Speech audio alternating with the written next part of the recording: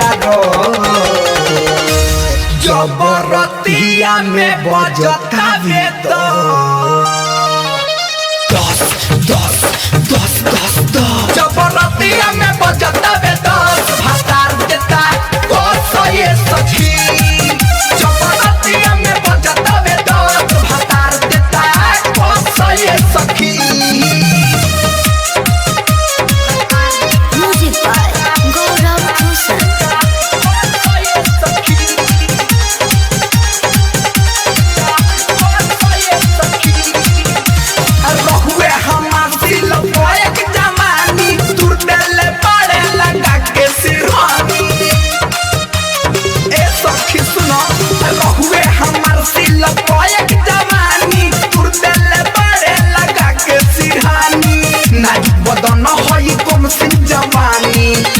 बदन हई कम सिन जवानी वही फले बाटे न से न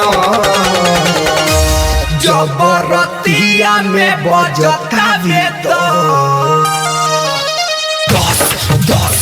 10 10 10 जबरतिया में बजता वे 10 भातार देता कोसा ये सखी जबरतिया में बजता वे 10 भातार देता कोसा ये सखी।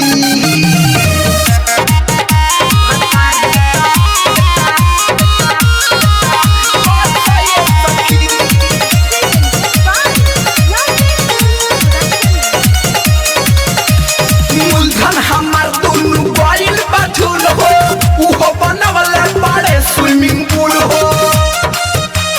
ए सखी मूलधन हमार दुनु गइल बचुल हो